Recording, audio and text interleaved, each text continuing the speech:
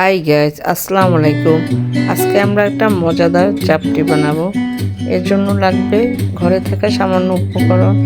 আমি এখানে আতপ চাল সারা রাত ভিজিয়ে রেখেছি।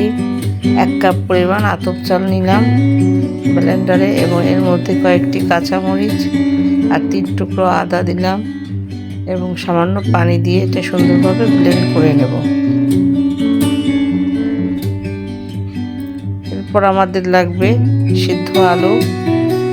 এই আতপ চালের ব্লেন্ড করা আতপ চালের মধ্যে আমরা সিদ্ধ আলু দুইটা আলু নিয়েছি। আলুটা দিয়ে আবার একটু সুন্দরভাবে ব্লেন্ড করে নেব।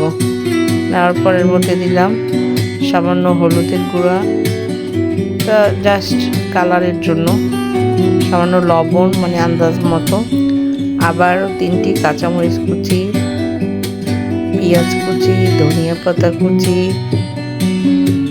গাজর গ্রেট করে, এখন তো গাজর পাওয়া যায় এই জন্য গাজর দিলাম, অন্য কোনো সবজিও দেওয়া যাবে। ভালোভাবে মিশিয়ে নেব।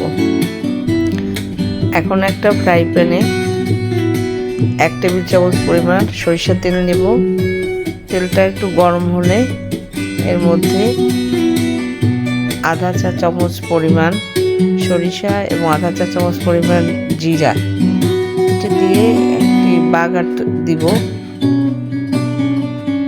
এটা যখন জিরাটা একটু ফুটে উঠবে তখন ওই ব্যাটারের মধ্যে আমরা এই বাগারটা ঢেলে দেব এবং আবার সুন্দরভাবে মিক্স করে নেব।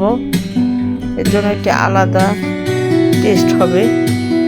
এরপর আবার একটি প্যান নেব। প্যানটা গরম হলে আবারও 1 টেবিল চামচ পরিমাণ যে কোনো তেল দিয়ে দেব, আপনাদের পছন্দ মতো আপনারা দিতে পারেন।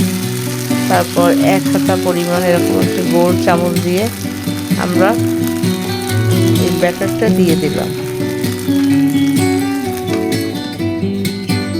একটু ঢেকে দেব সেদ্ধ হওয়ার জন্য, এবং 10 মিনিটের মধ্যেই আমাদের চাপটি হয়ে যাবে।